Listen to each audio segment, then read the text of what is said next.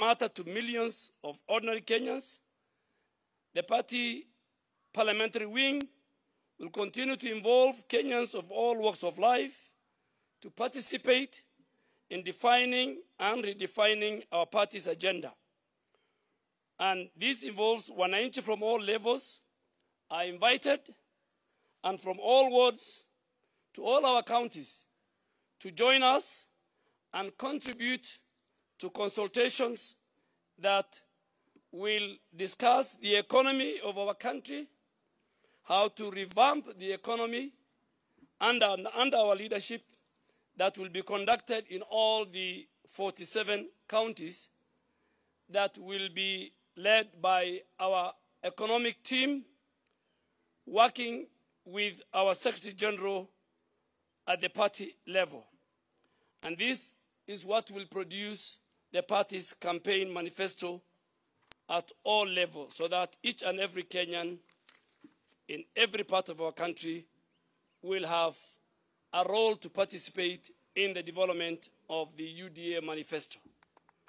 The UDA is committed in conducting its political activity in a peaceful, inclusive, respectful manner that optimizes democratic engagement and produces a cohesive national conversation.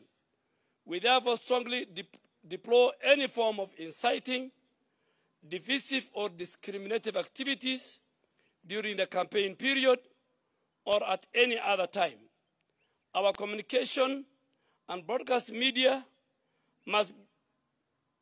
must be tools of progressive national building, not incitement and the propagation of hate within our society. Our criminal justice system must perform its constitutional duty of protecting freedom of the citizens and effectively dealing with antisocial tendencies during the campaign period. As our party leader and the Deputy President of the Republic of Kenya has said it earlier, the parliamentary group has also endorsed our partnership between UDA, ANC, and Ford Kenya, and we have agreed that on all programs, and even in Parliament, on all programs of joint rallies, and that our leadership in the National Assembly and in the Senate will have a further consultation with the leadership of ANC and Ford Kenya, so that at the legislature we form a common ground and a purpose that will benefit the people of Kenya. Thank you very much.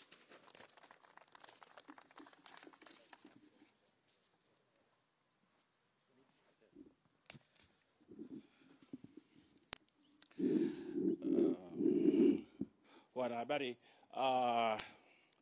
leo tumekuwa na mkutano wa wabunge wa chama cha UDA, tukiwa na maseneta na magavana wetu hapa hivi leo, na tumejadili mambo muhimu ya kitaifa, ikiwepo kwamba sisi kama chama cha UDA tumekataa mambo ya uchochezi na mambo ya vurugu na mambo ya kuleta mshike katika taifa hili la Kenya wakati huu wa uongozi na kama wakati wa uchaguzi. Na kama chama tumesema kwamba wale wapinzani wetu ambao wako kule, hao pia watupatie msimamo wetu kuhusu mambo ya fujo ambayo sisi tumeyakataa, na hao pia tunawaomba na kuwauliza kwamba watoe taarifa yao kuhusu maneno haya. Pili, kwamba mkutano huu tumekubaliana kuhusu ile miswada na mijadala na sheria ambazo zinakuja katika bunge, kwamba sisi kama UDA tutasimama kidete na watu wetu na wabunge wetu watakuwa bunge kujadili na kuhakikisha kwamba sheria ambazo zinapitishwa, ikiwamo bajeti ambayo inakuja na ile pesa ambayo itafadhili bajeti, kwamba sisi tutasimama kwamba miswada yote ambayo itapitishwa pale isimame na Wakenya wale wa kawaida, kwamba zile pesa ambazo zitengewe watu ambao kwa sasa wanapata shida na uchumi huu wetu, wale wananchi wetu wa kawaida. Na pia tunasema kwamba katika mambo ya agriculture na ile budget statement ambayo itakuja, sisi kama wana UDA tutasimama na wakulima. Na tunasema kwamba vile bei ya mbolea imefika takriban shilingi 6,000, sisi kama UDA tutajaribu kusukuma na tutasukuma kwa nguvu tuiteremshe mpaka ifike 2,500, ili wakulima wetu ambao wanategemea, wananchi wetu wanategemea ukulima, na wakati huu wa ukulima, season ya ukulima na mfumo wa ukulima unaanza, ili waweze kupata nafuu na wapate mazao ambayo pia wanaweza kuuza kwa bei nzuri wakiwa katika huko mashinani. Na pia tunataka kusema kwamba, na hii ndio maneno tumesema katika PG, kwamba uchaguzi unaokuja tunauliza Wakenya wawe na amani, wawe na uwiano, lakini wachague viongozi ambao watapeleka gurudumu la taifa la Kenya mbele, na kuangalia kwamba uchumi wetu, na tunataka kusisitiza kwamba uchumi wetu ndio kipaumbele wa timu yetu hii ya UDA, kwamba tutaangalia uchumi kwa kila njia ili kila Mkenya aweze kufaidika katika serikali ambayo inakuja. Baadhi ya sheria ambazo zitakuja ni ile political parties bill. Kuna sheria za uchaguzi ambazo zinakuja, ambazo tunajua sheria hizi zinajaribu kuhujumu uchaguzi unaokuja hapo mbeleni.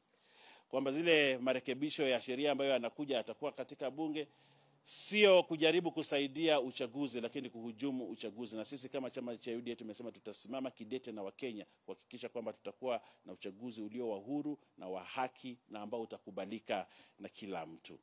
Kuna sheria zile inaitwa huduma bill, na sisi tumeona katika hii sheria inayokuja ya huduma bill iko na vipengele ambavyo havisaidii Wakenya, lakini vinasaidia wale Wakenya kidogo ambao wanatafuta mamlaka kwa njia ya utapeli hapa Kenya. Na kusema kwamba the petroleum products bill ambayo itakuja katika bunge, sisi tunasema kwamba uchumi wa Kenya unazidi kuzodorota kwa sababu ya haya maneno ya mambo ya petroleum, mambo ya petroli. Na tunasema kwamba tukipunguza bei ya petroli, uchumi wa Kenya pia utapanda. Na sisi kama wana UDA ambao tunaamini kwamba sisi tunasimamia wale wananchi wa pale chini, wananchi wadogo, tutahakikisha kwamba wananchi wanapata haki katika hii sheria ambayo inakuja. Na pia kusema kwamba sisi tutakuwa ngangari sana huko Senate kuhusu hii maneno ya Regulations of Political Parties Act. Kama vile mlituona pale National Assembly, pale bunge la kitaifa, pia pale Senate tumejipanga kupambana kuhakikisha kwamba sheria ambazo zinapitishwa ni sheria ambazo zitasaidia Wakenya, sio kusaidia Wakenya wachache ambao wanataka mamlaka kwa mlango wa nyuma. Asanteni sana, Mungu atubariki.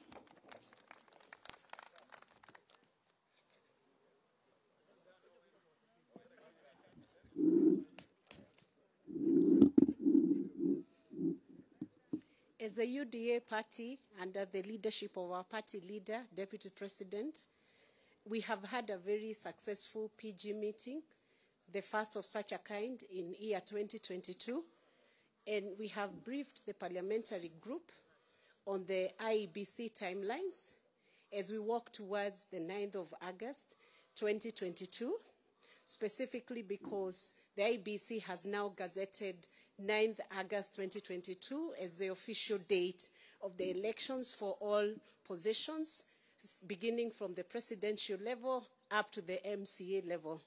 In preparation towards this date, this election date, the party has briefed the parliamentary group of all the logistical preparations that the party has done towards the nominations, and we continue to assure our aspirants that every preparation is being made at the party level, at the NEC level, to ensure that everybody will get a free and fair chance to contest under the UDA ticket. And at this very early opportunity, let me welcome the partnership of the ANC and Ford Kenya. UDA is a big party. The doors are open, and we welcome many more such partners who would wish to partner, those who find consensus and mutual agreement with the bottom-up economic policy that is going to improve the livelihoods of Kenyans at large. We have also taken this opportunity to discuss the the progress of the appointment of the polling center coordinators that has been happening countrywide in the 47 counties.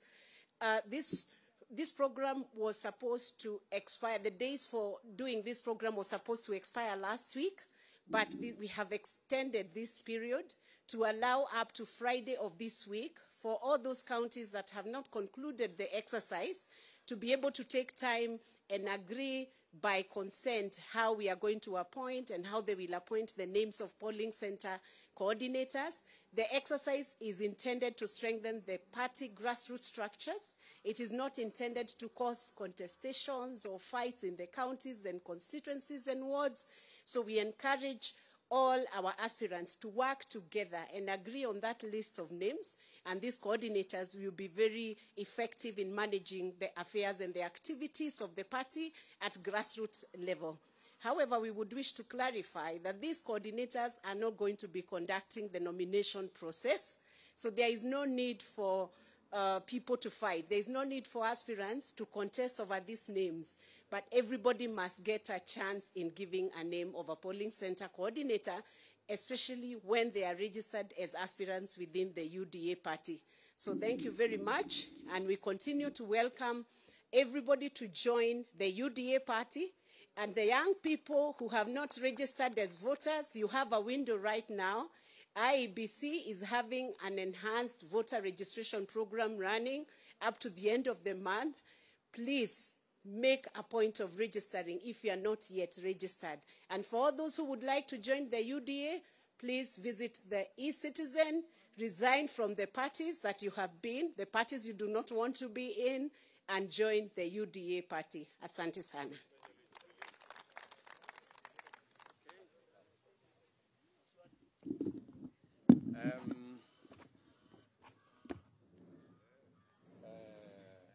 Let me request we can have to clarify on the subject matter that has been discussed in the PG. So, yes, Mr. Mureithi or Amanetona Njama. Good afternoon, Deputy President. 3 questions. One, probably, yes, if you would probably provide some of the details of this relationship that you formed with the Amani National Congress and Ford Kenya, and what numbers are you looking at with regards to parliamentary strength, now that most of the talk that was here is with regards to the strength and pushing the agenda that is hustler-driven. And Sam Ogina from Citizen TV. Mine is really emphasis of the first question. The nitty-gritties in the partnership deal with the ANC and Ford Kenya, and then also when it comes down to probably the nominations, how are you going to engage with these 2 parties? Thank you very much. As you can see, we do not have the other members of our now enlarged team, ANC and Ford Kenya, in our midst. So we will not be in a position to discuss details. We, however, want to tell you and tell the country that if you followed the statement of our friend Musalia Mudavadi, it was about the country, the status of the country, the status of the economy, matters impunity, matters that touch on democracy, you know, matters to do with debt. Those are the issues at the heart of our conversation with our partners in ANC and Ford Kenya. They are the priority discussions that we are having on how do we get this country from where it is, because something urgent, something major has to be done, and that is the discussion we are having. The rest of the details of our relationship will be in subsequent documents. You know, any relationship between parties will be filed with the registrar of political parties at an appropriate moment. So you might have just to wait a bit for you to get those details. And they will be public. They will not be, they will be very public documents. So you don't have to worry and try and fish around for those details. On the other matter that, on matters to do with Parliament, we are having our parliamentary group meeting today. Our friends will be having, I think, theirs tomorrow or the day after. And we will then subsequently agree on how we are going to conduct parliamentary business and what kind of format we are going to adopt in making sure that we prosecute that parliamentary business jointly and in a coordinated manner. As you had us announce yesterday, we have already agreed on a series of rallies beginning Wednesday through Saturday, and you will see more of us in the coming days. So relax. Any other question? Yes, my good friend. That should be the last one. Okay, my name is James Mbaka from the Star. I have about 2 questions. One, Your Excellency, you've taken a strong position previously about engaging political parties or forming a coalition. What makes ANC or Ford Kenya rather getting a preferential treatment in your arrangement and in your question towards the general election? The second question is about the political parties amendment bill that is in Parliament.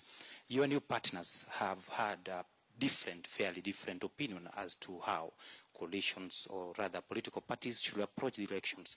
Now with the coming in on board of Ford Kenya and ANC, how then are you going to synergize or build rather consensus around the issues that have been thrown in the flesh around the bill?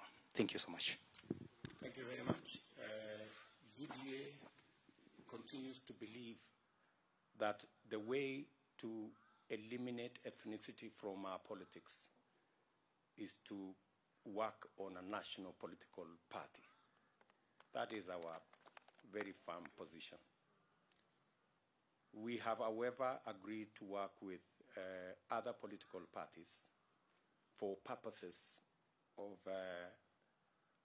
working out a winning formula for the next general elections, especially in the face of the onslaught by those who are sponsoring regional, ethnic, and village parties. We've seen a proliferation of political parties sponsored purposely for purposes of dividing people and working on dividing our bases. And Ford Kenya have suffered the same fate. ANC have suffered the same fate. And that's the reason why we have decided to come together to stall this onslaught on divisive, sponsorship of parties not meant for any other purpose, but meant for the purposes of dividing people. And that is our mission, that these sponsored political outfits that are indeed colored as different political parties, but they are actually ODM outfits, because our competitors cannot face the electorate because of their bad history. So in certain areas, they camouflage themselves as this party or that party or something called Kuzimia, you know? I mean, who doesn't know that this whole charade around Kuzimia is just ODM trying to reincarnate itself and to pose as something different from what the people of Kenya know them to be. And that is our very firm position. And we have agreed with our partners, ANC and Ford Kenya, that our mission is, as opposed to what our competitors are doing to create divisions, our mission is to unite the country. And so we are pursuing that mission. I thought we have closed that chapter. Thank you very much, good people. Clarification, sir. There is always another time. You have said that how will you be able to discern that this is a good political party and this one? How will you be able to? This is a good political party and this other one is being sponsored. And number two, now that you're also being open to coalitions, why would your members be opposed to a law that is creating an avenue for creating coalitions? How will you be able to discern now that you're saying ANC is facing the same problem, Ford Kenya is facing the same problem, and all these other political parties are not genuine? My friend, unless you don't live in Kenya, unless you don't live in Kenya, when we say sponsored political parties, I think you know them as much as I do. And you know who the sponsors are. And you know who are being sponsored. And they are even unapologetic. They say, we are this and this political party, but we support this group. Because those are their sponsors. These are not parties that have been formed for purposes of winning any election. These are parties that have been formed to camouflage, the ugly past of some parties, so that they look different from who Kenyans know them to be. That's really the whole issue. By the way, our position on the political parties bill is very clear. There are provisions inside there that are unconstitutional. And those are the provisions we are against. The Constitution defines what a political party is. You cannot use the law to redefine what a political party is. The clarity with which the Constitution has on matters to do with the powers of independent institutions. You heard IEBC say yesterday that some of the provisions of the Political Parties Act infringe on the functions, the independent functions of IEBC. And I am sure that even if this law is forced through, Kenyans will stand up to it and challenge it in the right places so that the Constitution is upheld and a free, fair, democratic elections are held. Thank you very much, good people. Asanteni sana. Well done.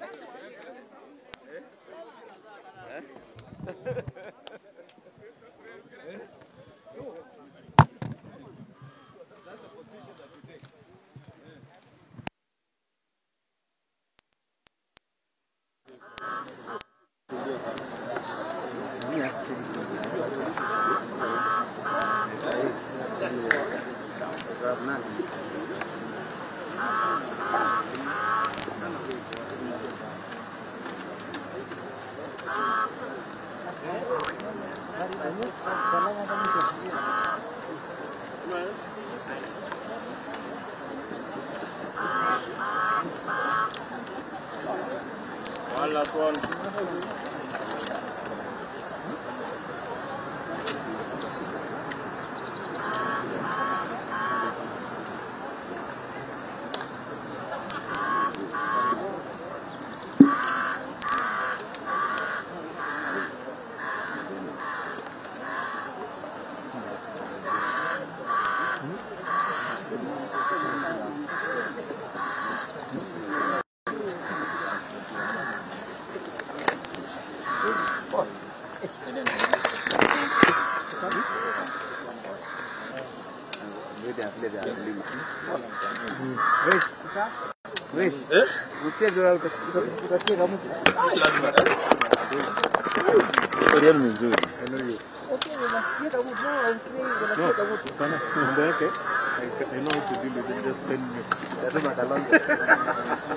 Kalonzo will spoil. Send me.